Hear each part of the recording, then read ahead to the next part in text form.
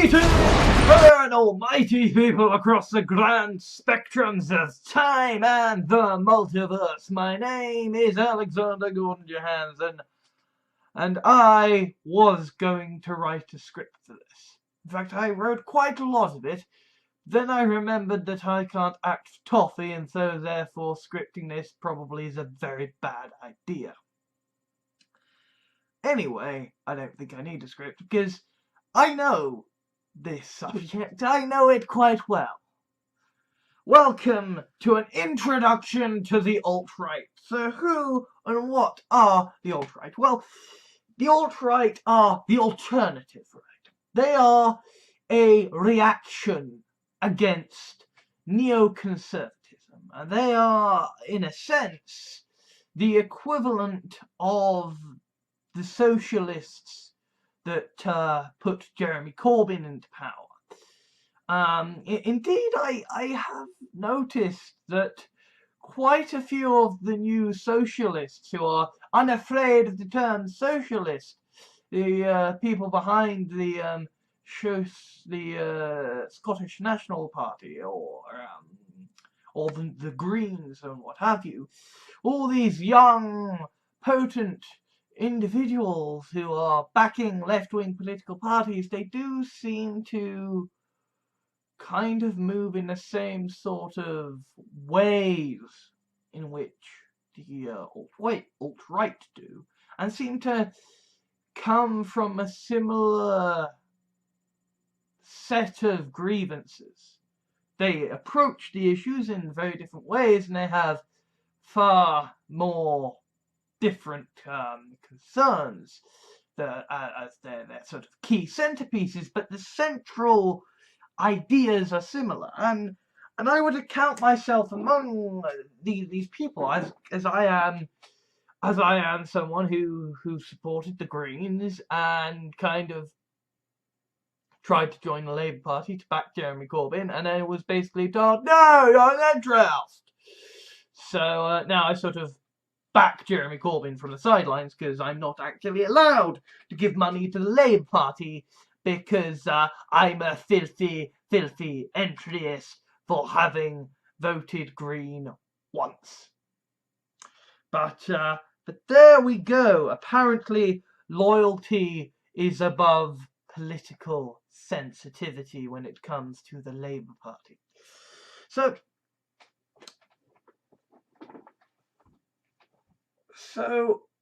the alt-right, they are a reaction to neoconservatism. But what is neoconservatism? Well, in the old days, you had conservatism and you had the far right. And conservatism was fiscal. It was just fiscal. There was no such thing as fiscally conservative but socially liberal, because there was no such thing as socially liberal. Socially liberal would mean letting someone who didn't earn quite so much as you into the negotiations, right? Like genuinely, when our grand democratic system in Britain was first founded, it was basically just a bunch of white rich nobles saying, yes, sir, yes, I think we are all agreed that all right rich noble males should be allowed to vote to decide who will be the Prime Minister, and therefore will actually run the country. So therefore there really wasn't such a thing as a movement for social equality. Like the suffragettes, there were movements, fucking Haitian revolutions, French Revolution, the American Revolution. But the point is that there was no such thing as a socially liberal fiscal conservative, because social liberalism was violent revolution and terrorism, and we don't do that over here. So there was just fiscal conservatives who were just like, well, fuck the lot of you. We must balance the books and pay us all a lot of very high wages and ensure that we get very hey, good lunches, and we go to the right schools, and we get to enjoy nice long foreign junkets. Sort of conservatism was just sort of like, no, don't touch that. We need that for the treasury. And the far right was like, hey, we should colonize more countries. We need to be an empire. We need to bash people on the nose. And then that was sort of the division, right? And then, I mean, obviously, conservative scholars, I am oversimplifying, but this is because I am talking to essentially the alternative left, or the new left, and so therefore they don't need to know the full complex, convoluted history of conservatism. This is the gist. And then essentially what happened was that after the sort of First and Second World Wars, classical conservatism got a great big kick up the fucking backside. And so did the far right, because basically all of those things like social liberal revolutionaryism that had been happening over there in Haiti and over there in France and over there in America, suddenly it was happening over here. Because essentially what happened in the First World War was that all of the sort of brainwashing that had happened over centuries and millennia of just like, know your place, class and order, obey your superiors, right? That all was just stripped away as the people who believed in it were fed mercilessly into a meat grinder, whilst the people in charge were just like, I don't know, it's not working, throw more men, look, somebody must be able to knife the machine gun, it's gonna be okay, look, I know millions have died, but it'll work. And so kind of, like that fucked people up. And it made people angry. And the British, we don't do revolution. We don't. This is why when we're talking about revolution, we fucking wear the mask of Guy Fawkes. Because the only fucking revolution that we have in British fucking history is celebrating the guy who failed. I suppose it's a very traditional sort of British thing to do. It's like, we have the legend of Robin Hood who took from the rich to give to the poor. And then we have the legend of how he died. And it's like, we have, yes, the grand story of Camelot and King Arthur, and we also have the story of how he died and his regime failed.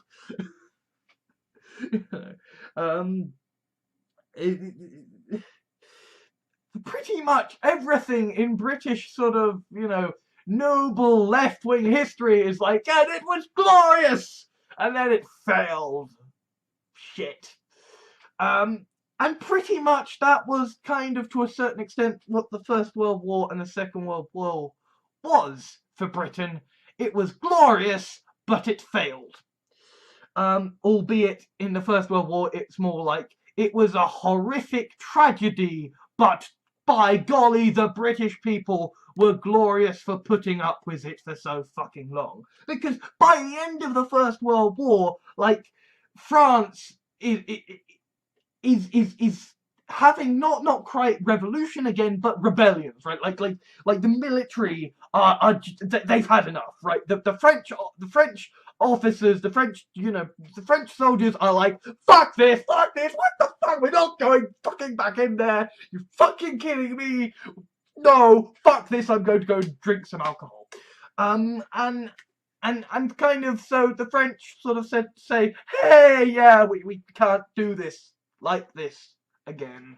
Wasn't quite a revolution, they managed to finish off the First World War, but it was a scare. It was a scare. And of course, the First World War ends up with, the destruction of the sort of Kaiser in Russia, and so the foundation of communism, thanks to Lenin, like the British people didn't get revolution, but suddenly social liberalism was not a thing that happened over there bloodily. Suddenly social liberalism was just like fucking duh, because the First World War scarred generations. I mean, it decimated generations. And it left a landmark that basically said, you know what? Now we can fucking question our superiors. Now we can fucking fight for fucking social change, right? And the Second World War, well, the First World War was a clusterfuck. It was a clusterfuck that was such a clusterfuck, it made even the fucking English consider that, hey, no, maybe we can actually question our betters. But the Second World War kind of was a clusterfuck in its own ways, but also what it was Britain's finest hour, as we stood alone with our grand empire that we would only have for a little tiny while. And it was the moment that sort of Britain, having so recently started to question our superiors, that Britain kind of said, you know what, there is honor and nobility in us, and it is not this grand patriotism, it is not all the bullshit that led to the First World War, but rather it is that we will fight for the oppressed, that we will take a stand to protect our fucking allies. That even when we are one small country and the danger is right on our doorstep and there are bombs dropping on our homes, that we will do what is right. And it kind of, it's like the First World War destroyed the inherent trust in the class system. And the Second World War created a narrative of hope, created a narrative of heroism, created a narrative that social liberalism was possible in the American, in the British world. And what it also did was it became necessary for women to be placed into positions of comparative power, right? Essentially, when the Second World War comes about, women are running the country whilst the men are off fighting and dying.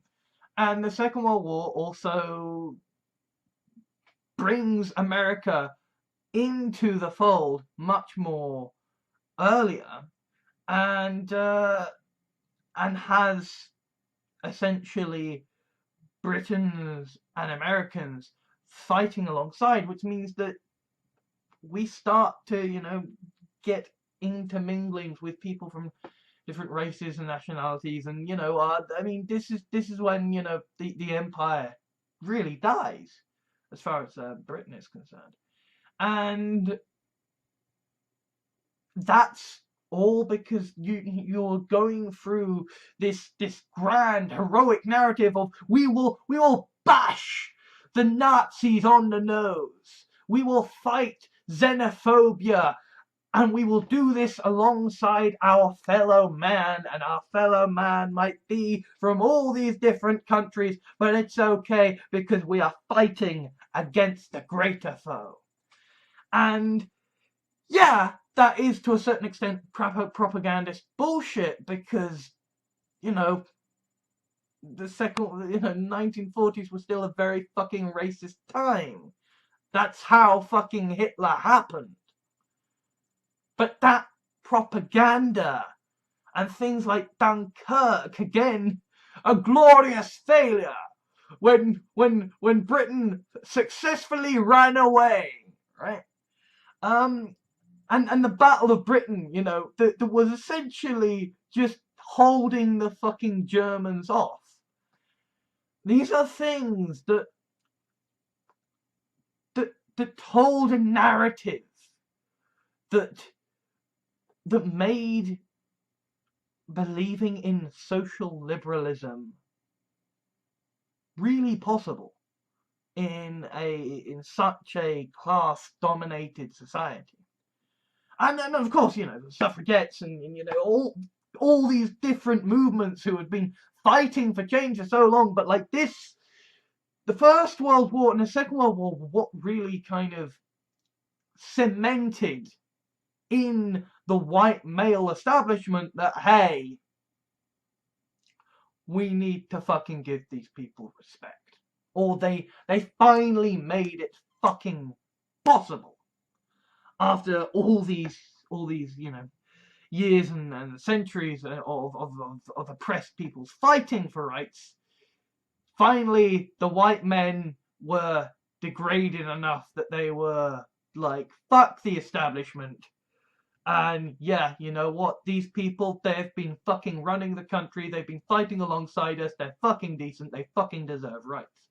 And even then, it, you know, well, we're still in fucking 2016 not giving, you know, black people and foreigners in general and women, and you know, we're still not giving people the respect and rights that they fucking deserve. We're still not giving them the bloody pay they deserve. But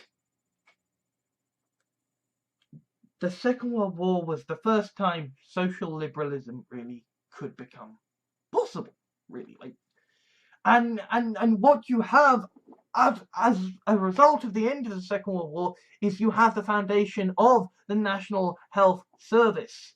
You have things like the BBC. You have the foundations of these institutions that would go on to dominate what we would come to regard as the welfare state and the new compassionate Britain. And you have things like, you know, nationalised railways and nationalised transport and blah, blah, blah, blah, blah. And then what happens in the 80s is that basically nationalism and socialism and all of that stuff doesn't really work. Because whilst Britain has been going on with nationalism and, nationalising public services, and whilst we've been, you know, doing sort of socialist, you know, distributing of funds and what have you, America has been transforming itself into the staunch opponent of communism, and therefore becoming an ultra-capitalist society. And that creeps over. Like, in order to create the alt-right, you need neoconservatism. And to have neoconservatism, you need first proper liberalism, which is what the First and Second World War created. And then you need the compromise. And the compromise comes from the Cold War, America becoming the grand leader of capitalism, and Britain, as part of our special relationship, trying to mirror it. And specifically, the Conservatives seizing upon this as a way to go about things. And with Margaret Thatcher, the idea that you want to enter into a European Union, a European trade zone, because this is the way to make the most money. Suddenly, conservatism is not just fiscal, it is socially liberal. Because, yes, we do. Well, I mean, for God's sake, the fact that, the Prime Minister is a woman and she's head of the fucking Conservative Party, that changes things. And also the fact that now there is a lot of money to be made overseas with all these different people means that, as far as conservatism is concerned, you can't afford to be stuck on your parochial little island saying, well, bah, foreigners, bah! And by this time, Britain doesn't really have an empire, so the way, it's like there's money in them there hills. We're gonna go out and we're gonna fucking trade for it. And so neoconservatism ends up being formed in order to get this. And, we don't think of Margaret Thatcher as neoconservative because she is, people still speak of the terror of Margaret Thatcher, left-wingers do. And she is indeed the reason why, so many nationalised services were kind of gotten rid of. But if she is not neoconservatism in and of herself, she is the foundation and codifier of it, in the sense that Lord of the Rings is actually, it's not high fantasy, because it's actually a damn sight more meta-textual, but it nonetheless created the model that all these lesser examples would try to follow. And Margaret Thatcher is the model. Margaret Thatcher trying to get the money from across the world that is only possible because of the need for European unity, because of the liberalism that was injected into the country, and the desire to react against that was only possible because of capitalism really booming and the death of feudalism. Like, all these things combined in Thatcher and the European Union, or what was to become the European Union. And then what you see is the reaction to that. And what you see even more, what then really creates neoconservatism, is that Margaret Thatcher lays down sort of pseudo-neoconservatism. And then Tony Blair rocks up with neoliberalism. Tony Blair rocks up dressed as the enemy, with so many of the enemy's policies. Yes, we are going to cut down on welfare scoundrels, and yes, we are going to strengthen in the case of the employers and crack down on troublesome unions. And in so doing, what he does is he pushes a conservative angle alongside a liberal agenda, alongside a welfare state idea.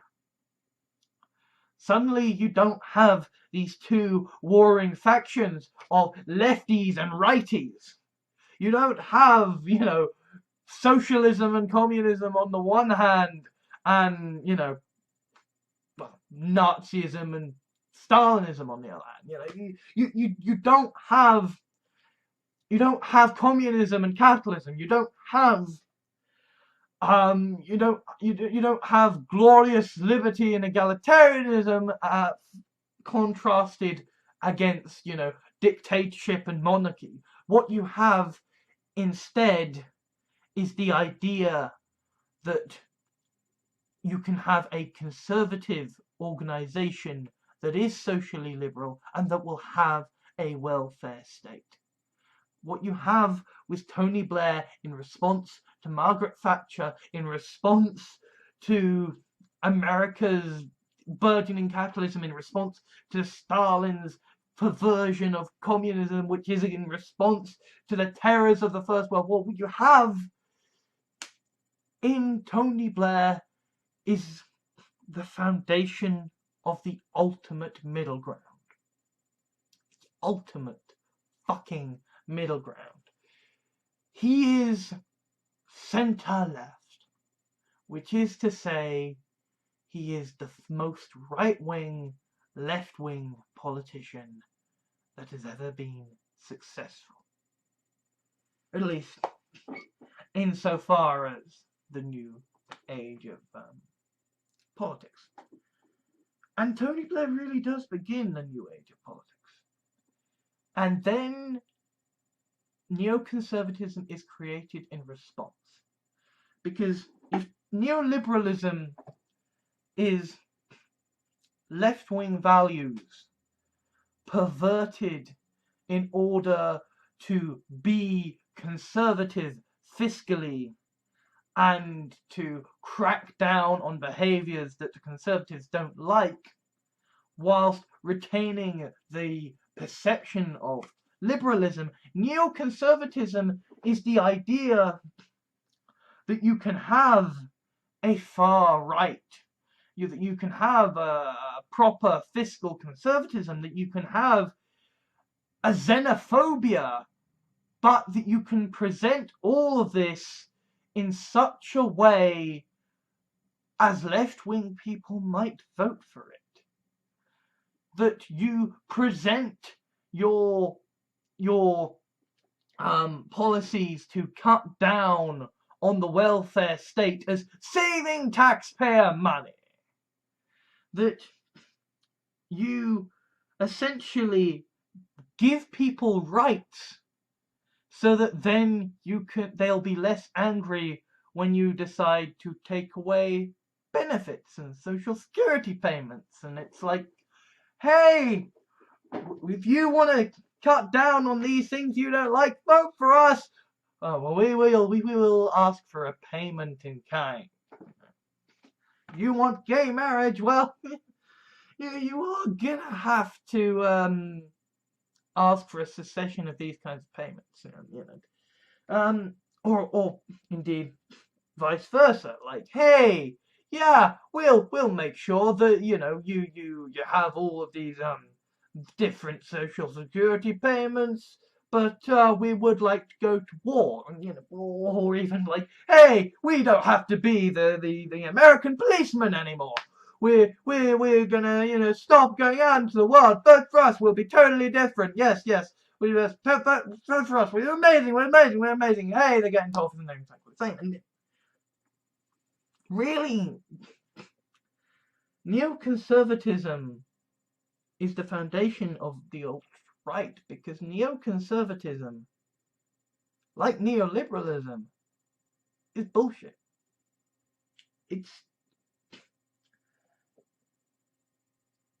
Neoconservatism is conservatism that is watered down to a level where it is supposed to be drinkable, but it is all that really achieves is being watered down to a level where it lacks the rallying power that it once had, and at the same time essentially means that, well, we can afford to send our left-wing guy a lesson by voting for you. And so the idea is you have the pendulum swinging back and forth, because the idea is that one side of neoliberalism will get upset and annoyed, and then they will decide that they've had enough with their neoliberal candidate, and they will vote for the next neoconservative candidate. And then the neoconservative candidate will do all right for a bit, and then the people voting for him will be like, well, I don't really like him anymore. He keeps breaking his promises. Fuck him. So they vote for the next neoliberal candidate. You know, the idea is that the pendulum swings back and forth and nothing really changes. And the liberals don't like this. You know, the left wing don't like this because they don't want Tony Blair, they don't want Gordon Brown, they don't fucking want war in Iraq. They want Jeremy Corbyn. They want Podemos. They want fucking Syriza. You know, they want change. And the alt-right are right-wing reaction to that. So, the alt-right are founded in response to the muddiness of neoconservatism. They are founded in response to the idea that we should win over the left. Why did I say we? I suppose it was the we of the side represented, but no, fuck the alt-right. They're horrible.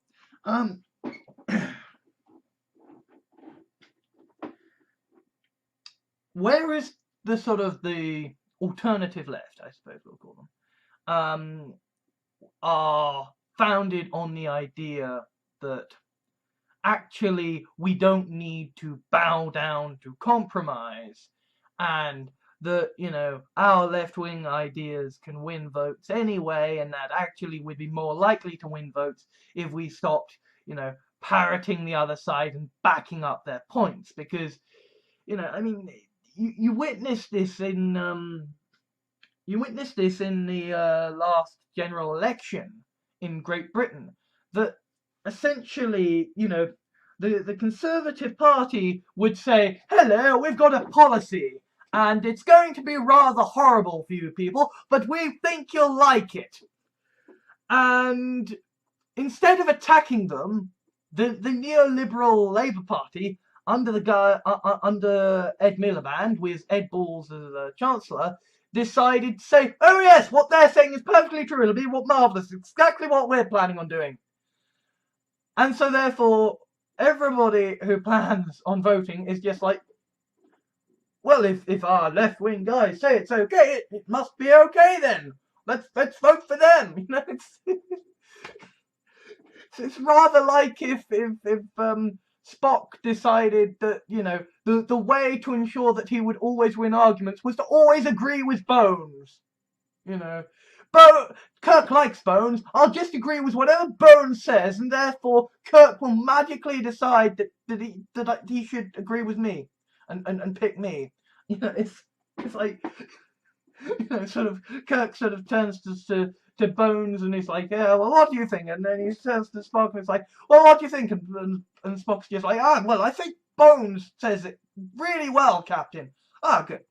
Bones, follow your idea. It's neoliberalism is stupid in that regard, and that's why the left wing votes for Jeremy Corbyn. That's why the left wing votes for Podemos. That's why the left wing wanted Bernie Sanders, right?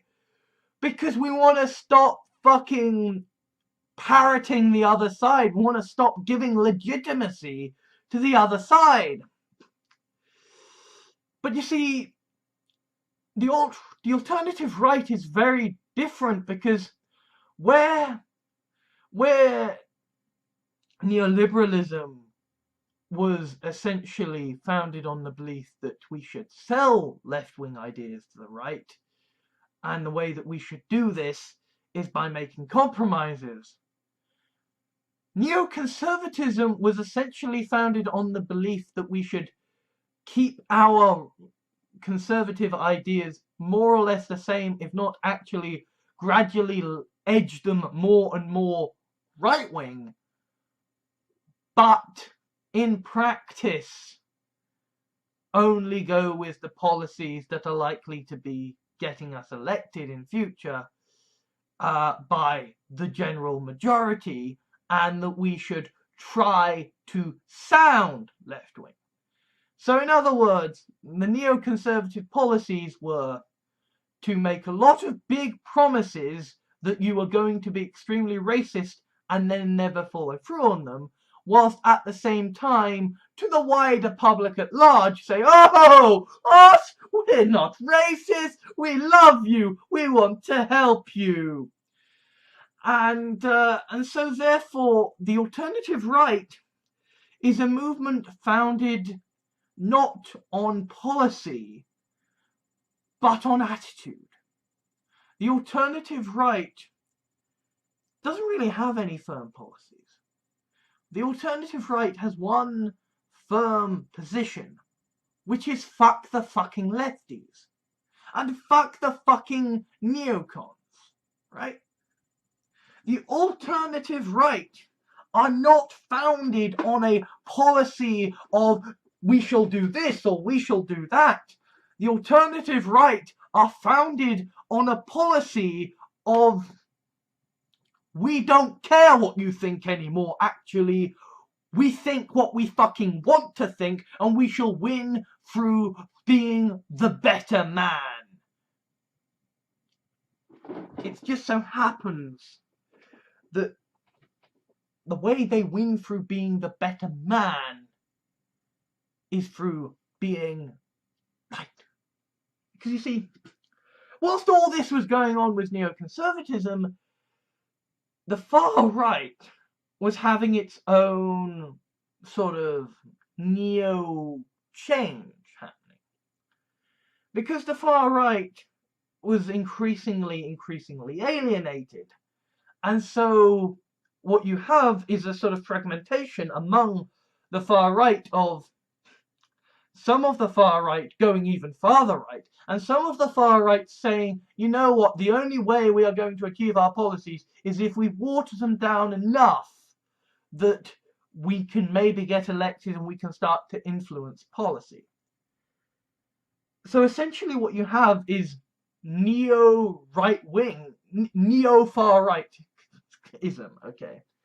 And neo-far-rightism is not the alternative right, but it does influence the alternative right. Because UKIP is the far right, but it is the neo-far right. It is the far right that is presenting itself as a far more left-wing, and we're centre. You can vote for us, we're going to make things better. Sort of like, you know, pushing racism on the back of nice things, saying, you know, we'll be nice, we will be nice. And nobody fucking fell for it. Well, very few people fucking fell for it. Certainly not enough to be significant. But where it had an impact was in the domain of the alt-right. Because you can't really have a response to neoconservatism. Because neoconservatism is a sham. Neoconservatism is the same old fiscal conservatism, except dressed up simultaneously farther right for your own electorate and farther left for the wider electorate. I mean, I suppose it's the ultimate in conservative pragmatism, you know. Neoliberalism is about compromising on policies to get into power. Neoconservatism is about maintaining your current position, but managing perceptions of your policies to get into power. And so the alternative right is partly presented as a rejection of managing perceptions to get into power. And indeed, it seems the alternative right essentially has a policy of being deliberately obtuse. You know, they want to deliberately offend people. They want to make like the left wing will call you a cunt or a twat biscuit. The right wing, the alt-right will call you a cuck. They'll call you beta. They'll call you low energy. They will attack you with memes and ideas. They will attack you with all their own secret language. And part of the reason for this secret language is that these are people who have believed the far-right rhetoric neoconservatism was feeding them. And at the same time, they want to be incredibly obtuse to the other side. They don't want to be seen to make compromises. They don't give a shit what the left wing thinks of them. They want to make the left wing scared. They want to upset and anger the left wing. They want to make the left wing disgusted and ragey. You know, triggered for them is their fucking... That's what they cry when they climax. That's them saying, we've won, we've triggered you, you're upset, woohoo! The alternative right want you to be upset. They want you to be annoyed. They want you to be angry. And at the same time, the alternative right were founded on the idea that all of this far-right rhetoric neoconservatism was feeding them is the right idea. So they are founded on white nationalism, on white supremacy, on the idea that somehow white people are genetically superior.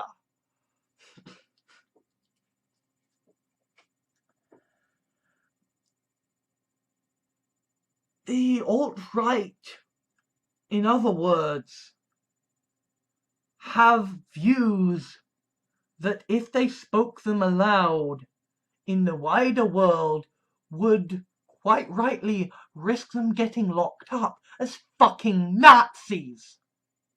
Because whilst neoconservatives will talk in wolf whistles about far-right rhetoric, the alternative right will talk in wolf howls about far-right rhetoric. The alternative right will gloat about the horrible genocidal things they intend to do. The alternative right will gloat about how thoroughly racist they are. The alternative right will do things that would get them fucking arrested. So they have a position where they need to talk openly and honestly, and they must present themselves as deliberately disgusting because fuck neoconservatism, fuck the left wing, we will present ourselves as the most disgusting things ever, we want you to be angry. But at the same time, if they ever speak openly, they will get squashed like fucking bugs because they're a bunch of disgusting right-wing Nazi vermin. So they speak in code. They speak in code and they think they're superior for it. I mean, I think to a certain extent it's almost like evolution, right? That with neoconservatism and with neo far right wingism, that there was always going to be some alternative take on it. There was always going to be a reaction against being fed all this far right stuff and then not seeing that put into practice.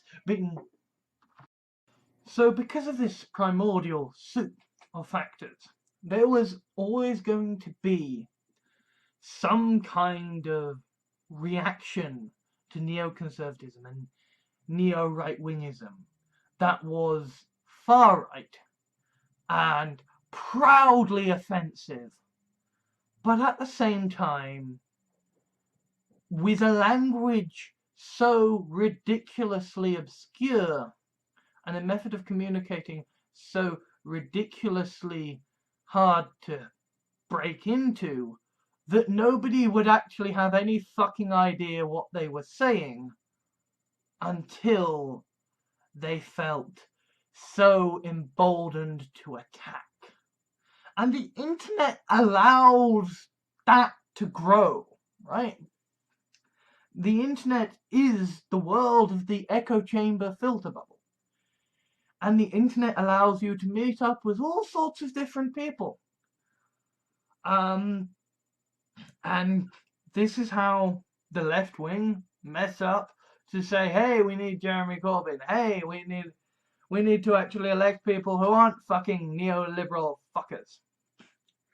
And in the forums of the right wing, you end up with the alternative right rising out from the furnace because they are simultaneously able to communicate without being caught most effectively because their language of communication is so obtuse, but at the same time they are able to spread most effectively because when they want to be offensive, their ideas are so simple and so clear-cut that they cannot help but be heard, because left-wing people will see them and go, oh my god, that's so horrible, I must share this immediately to all my friends and family.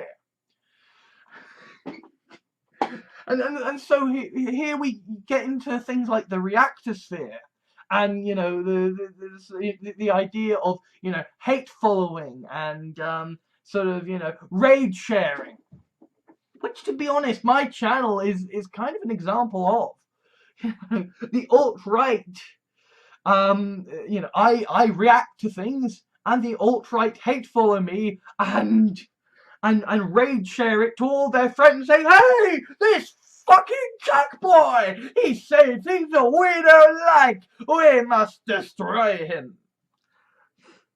And they communicate via memes, they communicate through images and pictures, and it's just almost fucking Egyptian in the way they're, like, you know, using hieroglyphics to communicate. They're very, very strange people, the alt-right. Because they are simultaneously immensely proud of offending everyone, and yet they communicate in such a fucking obscure fashion that they are very hard to break into.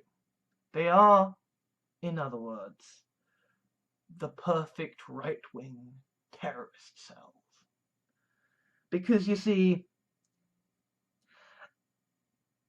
a right-wing organization cannot perform horrible acts. It won't be allowed, right? There is too much neoliberalism in the system left. There is too much actual left-wingism now for any kind of action of right-wing, far-right actions to be tolerated. I mean, for God's sake, we fought a war against fucking Nazis. If you decide to fucking announce genocide, you're gonna die. End of.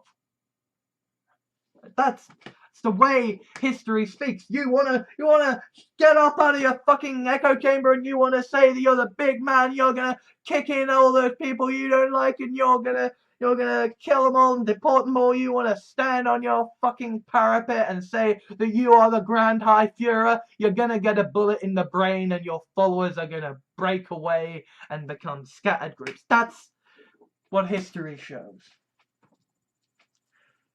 Genocidal people don't last long. Not when there is so much neoliberalism within the system, and when there is so much actual left-wing rage bubbling up. But far right can see the left-wing rage. The right wing within power can see the left wing rage, and they can see the grounds of a bubbling up of resentment. Right? There was, you know, talk of revolution, you know, talk of civil war, and something that I have seen with, you know, Trump being elected is that the left wing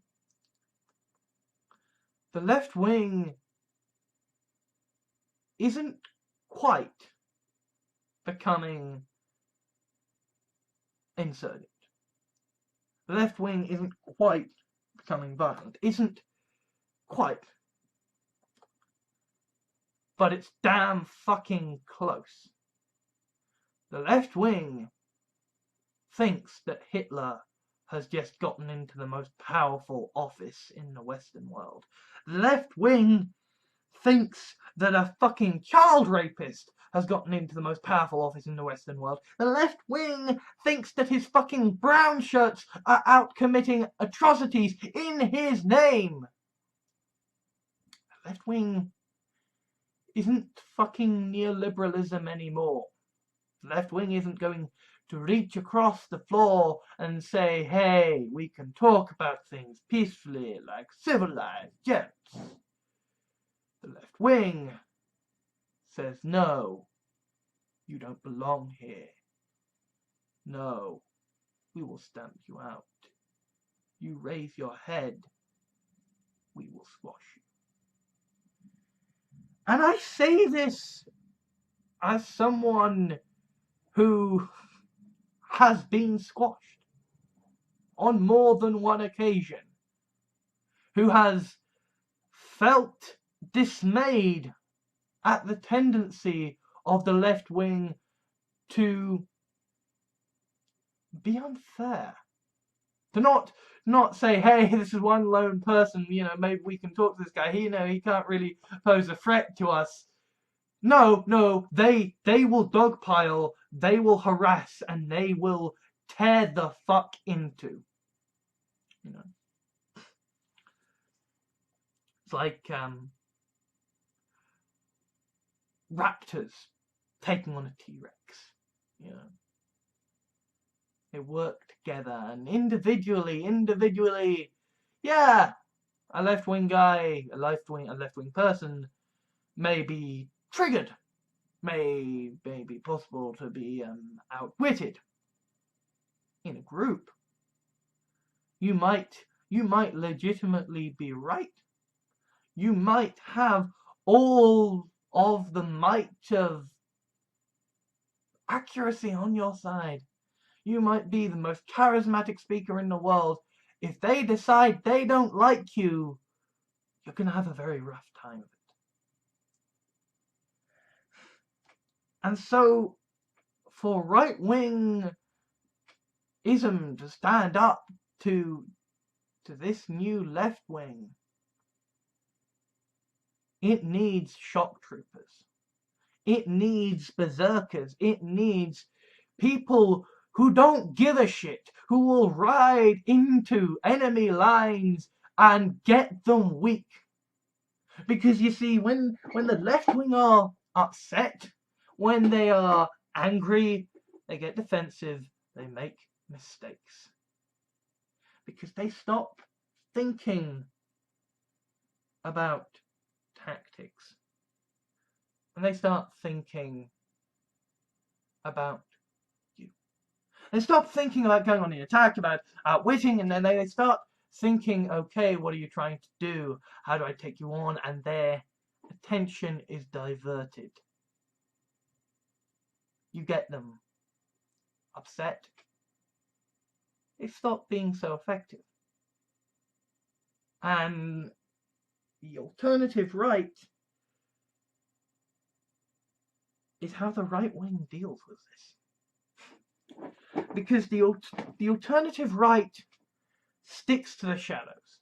So you can't find them, you can't shame them, you can't get the alt-right sacked, you can't enact mob justice upon the alt-right because the alt-right can't be found. They stick to the shadows. The alt-right speak in secret on message boards so that they can arrange to launch into a place en masse, mob swarm, outnumber, harass, scare, intimidate, weaken, and cripple the opposition. the alt-right offend. And they do so because they have the most supreme belief that their side is right. And so much of the right-wing language, of the alternative right language, is about their innate superiority, right? You know, they refer to neoconservatives as cuckservatives.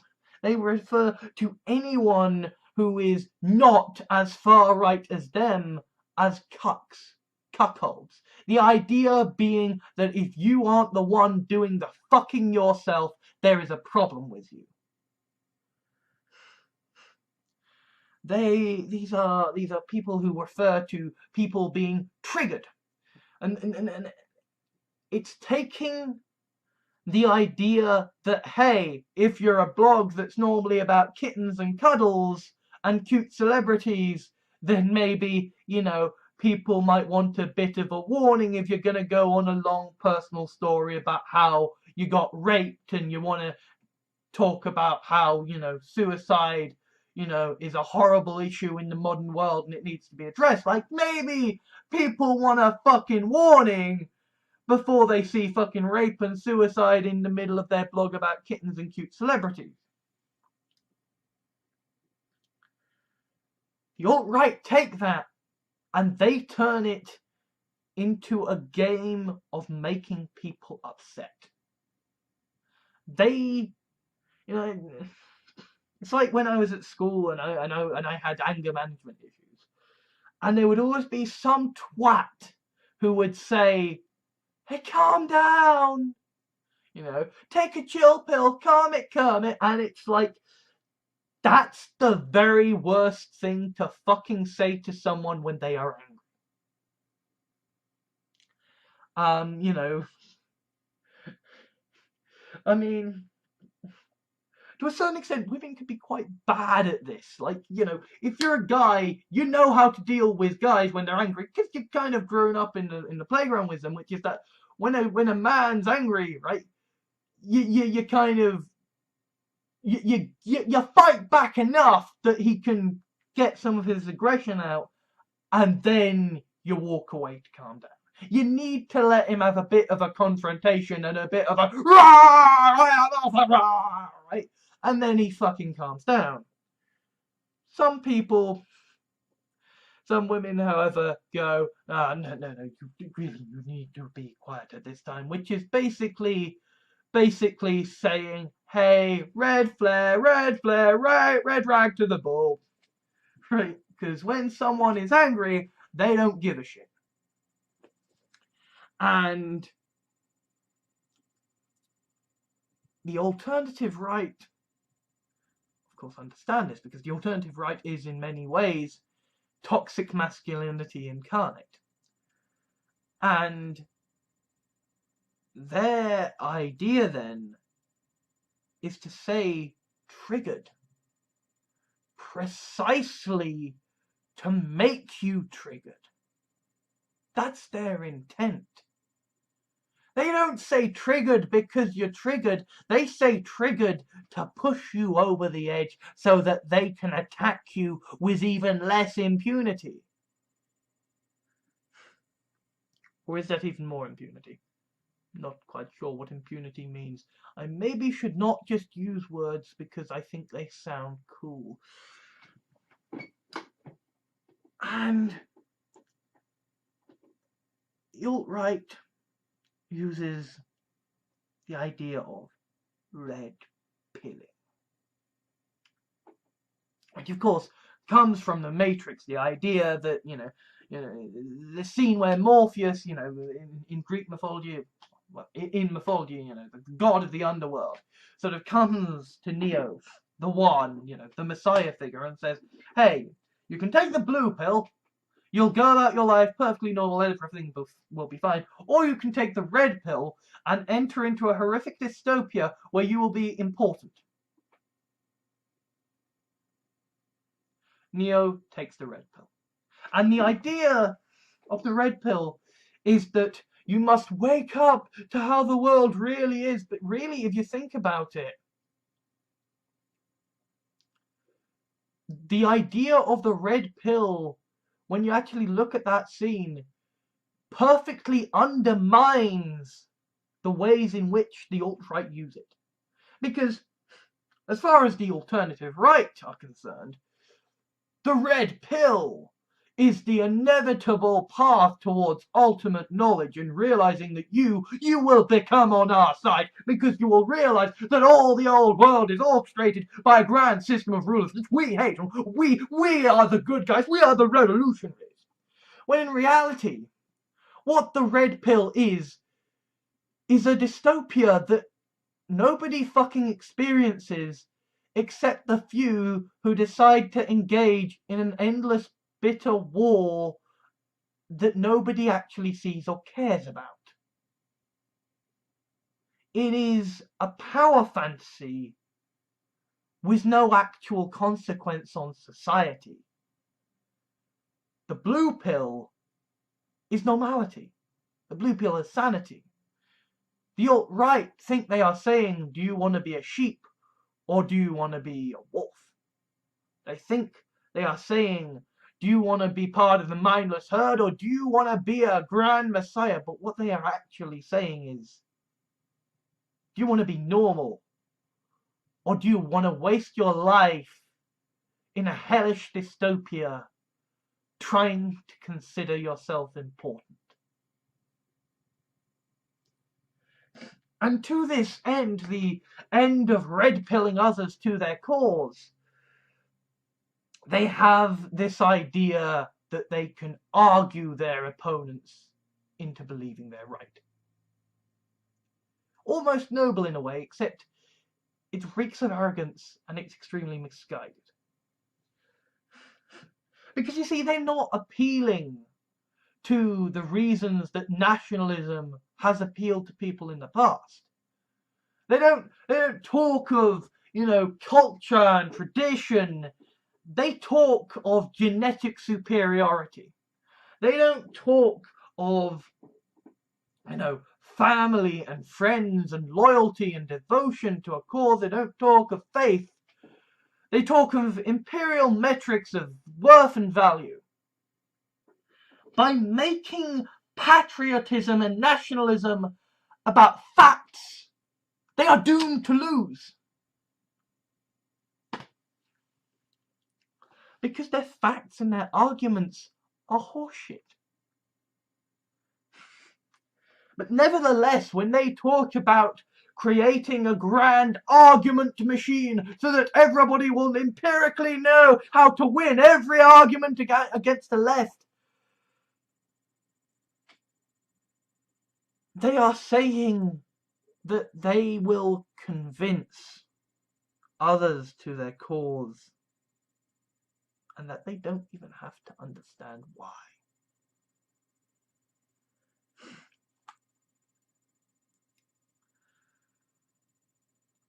And to a certain extent, there are lessons to be learned from this for the left. Which is, I suppose, why I'm making this whole bloody long video anyway. The alternative right would rather they knew fucking nothing but could have convinced everyone that they were right.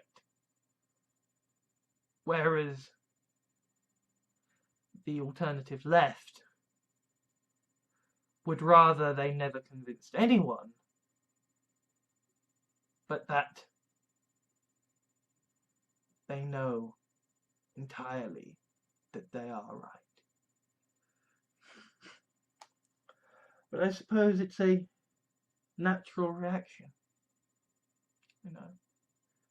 The death of neoliberalism meant abandoning giving up policies and principles for the sake of getting into power to enact what policies and principles you could. The alternative right is a reaction against neoconservatism, and thus it is an abandonment of attempts to suck up to the left and appear less problematic by trying to convince the left that their incredibly problematic ideals should be backed anyway. The alternative right is quite like ISIS, in that they both take crucial misunderstandings of reality and they use them to attract converts from other parts of the world. They act in secret on social media, and they enact a campaign of hate and upsetting people so that they will commit actions that will only therefore act as further ammunition to create new recruits. The alternative right and ISIS are very much aligned, despite the fact that ISIS, of course, would think that the alternative right are a bunch of infidels to be destroyed, and the alternative right very definitely does think that ISIS are the very epitome of everything that is wrong with Islam and with foreigners in general. The alternative right are a soulless vacuum. They don't give a shit about morality. They don't give a shit about anything. All they care about is that they are right. That they believe they are right. And that you will acknowledge that they are right. That you will acknowledge that they are powerful. That you will acknowledge they are superior to you. The alternative right are the very worst of patriarchy and toxic masculinity. The alternative right are gleefully everything feminists and trans people and black people and Asians and everybody fucking hates. The alternative right are an army of bitter young white men. And they want to see the world burn because it's their world as far as they're concerned. And if they want to burn it, they may as well fucking burn it. So that's the alt-right. Now that I have told you what they are, tomorrow, or whenever I next feel like it, I will tell you how we beat them. Thank you to all my Patreons at patreon.com for helping to make videos like this possible. If you wish to leave a like or dislike to rate the video for my analytics, that would be much appreciated. Comments are always welcome, though be aware that they will be moderated before being published, so please be civil. If you liked this video, please consider adding it to your favourites, sharing it to your friends, or subscribing. If you wish to help me out, or my channels, please consider whitelisting my videos in your adblock software, subscribing for monthly donations through Patreon, or giving a small one-off donation. Alternatively, I have a Steam wishlist for games I would consider let's playing or streaming, so if you would like to see me broken before the Dark Souls altar, or just happen to have gotten a duplicate of a game in a humble bundle, then you know what to do. I also have an official Facebook fan page, Twitter account, Tumblr, Reddit and blog, so you can stay up to date with all of my videos, blog articles and the things I care about. Links are in the video description. Thank you for taking the time to watch this video. I think that all that now needs to be said is ban all guns, institute universal basic income now, and ensure government is elected by proportional representation. Oh, and also, fuck the racists and fuck the alt-right.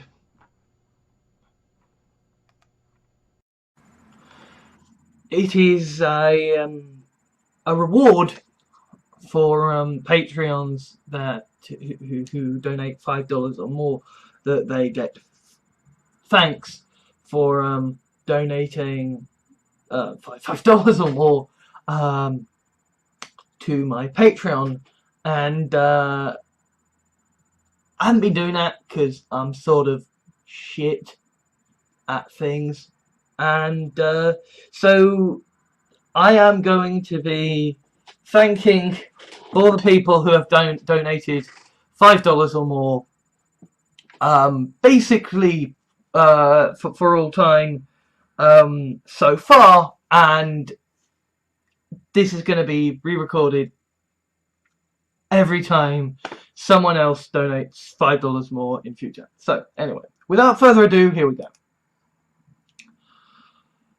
Thank you to Michael Hamilton Fletcher, who donated on September the 13th, 2015. And thank you to Marcus Anthony Infante, who pledged $5 on September the 3rd, 2016. And thank you to Henry Wotton, who pledged $5 on September the 8th, 2016. Thank you to both of you, lovely, to all three of you, lovely people, and I will indeed be remembering to keep actually rewarding my Patreons for, you know, donating money to keep me alive, because that's nice, and because I have seen people complaining that, well, you know, this link to send you care packages from Amazon, all of the things on the wish list are really expensive. Yeah, well, you know, you can't just give me money as well. That would be appreciated. So Patreons, thank you. You are lovely, wonderful. Apologies that you watch my videos, because I'm a sort of grotesque flesh golem of idiocy. Why? But anyway, thank you. Also, thanks to Martin Heavey, Cestrian vlogger, for pledging $5 a month on Patreon.